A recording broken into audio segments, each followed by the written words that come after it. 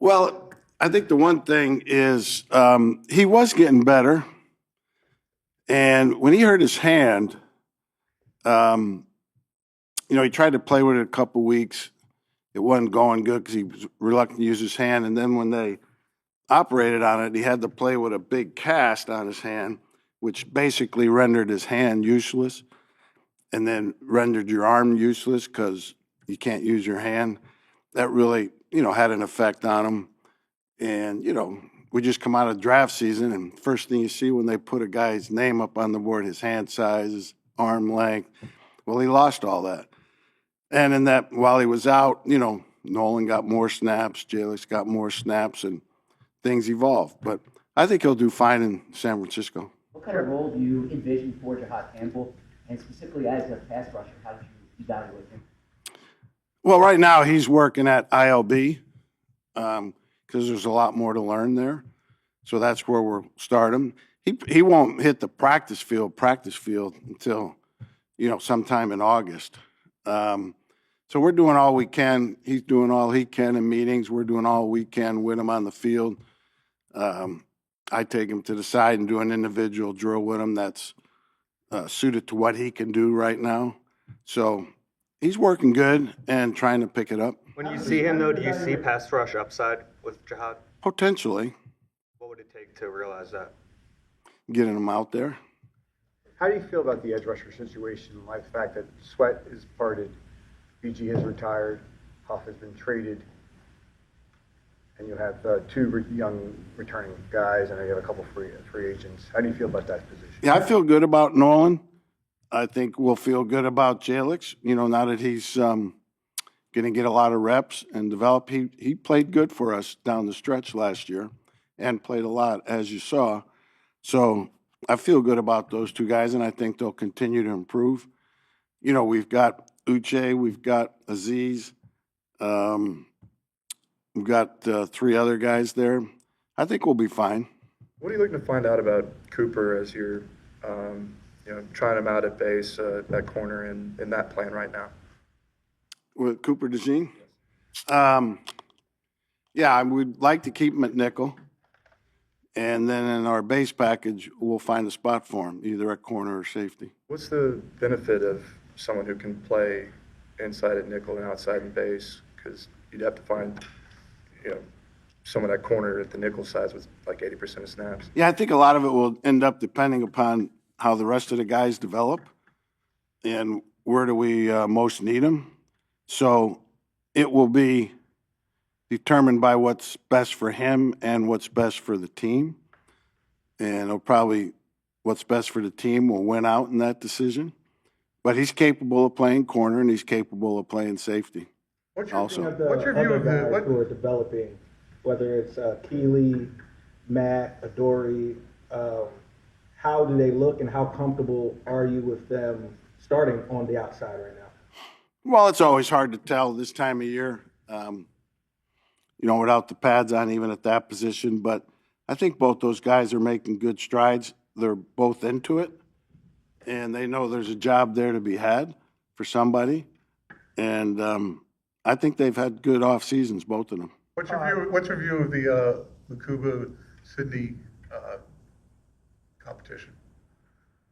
It's a competition that, it's going to take a training camp, a few preseason games to sort out. And Tristan's in that too. What do you like about what? Let's not get too testy there, boys. What are the pros for Sydney going in terms of having the experience that he has? How does that help him? Well, his experience came in 23, not 24. Last year at this time he wasn't doing anything and didn't do anything really till the middle of October. So he lost all the this time of year, training camp, early part of the season, and really never got many reps with us defensively. He did play in the last game against the Giants and did fine. But, it's a new system from what he had in 23. So, yes, he's sitting in meetings, but that only goes so far. you got to get out there and experience it and build on it. And he lost that last year. So that he's going through that process now, and he's doing fine. You mentioned Jihaad, also Nakobe's got a difficult rehab. So Trot, you started with Trot. How are you going to work that until those guys are ready?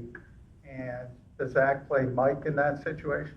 Yeah, well, Zach can play either spot. Again, that will, just like with Cooper, wherever we need him the most, what's best for the team, which will be determined some by who the next guy is, until Nakobe comes back, which, you know, he won't be back for a while.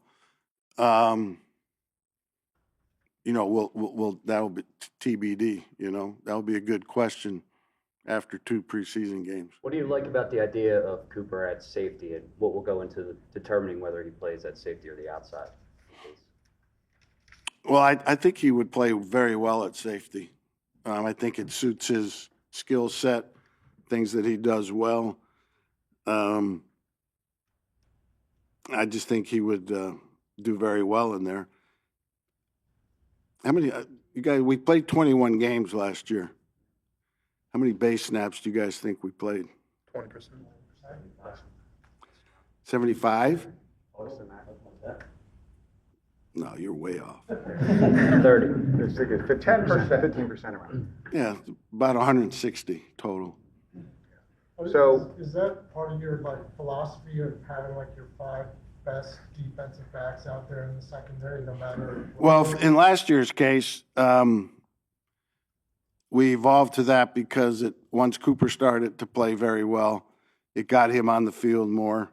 It was a much better fit for our edge guys. They could play nickel end instead of having to play 3-4 outside backer. So last year, it was a good fit for where we were personnel-wise. This year, that could change. Where did you factor into the decision to have Jordan Davis pick up his 5th-year option? And what does he need to do in his 4th year to warrant that decision? Yeah, I mean, I didn't have anything to do with that decision. You know, that's Howie's. But Jordan last year, I would say the last 7 or 8 games, including the playoffs, played very well down the stretch.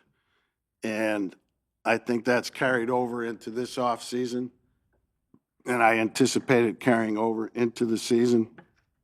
I think he's in the best shape that he's ever been in, which he kind of got into late in the season last year, and he's carried it over. So I think he's going to do very well for us this year. You don't typically see that. Can I just follow up real quick on that? You don't typically see guys get in their best shape late into the season. Why did it take so long for him to get in his best shape?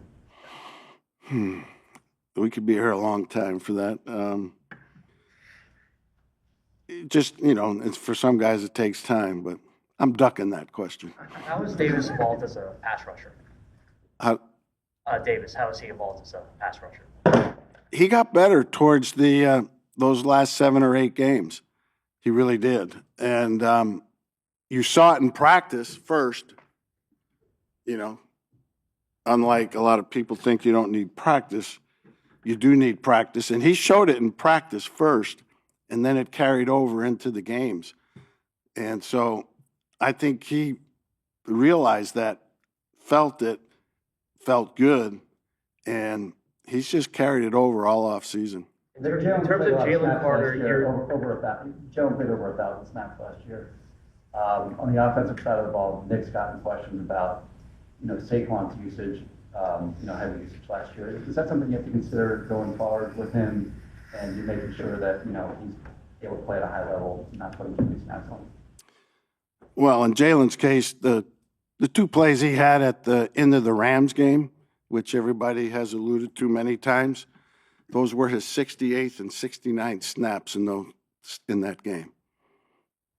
I don't mean from obviously he showed that he was well conditioned last year. I just mean from the perspective of, you know, long term, if he's playing an extreme number of snaps every year, do you worry that his performance could drop off? He's still a young pup. And to follow up on that, in terms of Jalen Carter, year 3, Jeremiah Trotter Sr. said on WIP yesterday that he's been hearing from some folks that Jalen doesn't even know how to play the position yet. It was in a complimentary fashion, in a sense to say that he doesn't even know how to play the position yet, sky's the limit. What's your thoughts on that? I agree with the, with the point he's trying to make. I do think Jalen, the good news about Jalen is twofold. One, he played very well for us last year, and two, he can still improve a lot. Ringo, what did you see? You've had Ringo for a full year now. Mm-hmm. What do you like about, his skill set to play the outside, and where does he still need to improve? He just needs reps.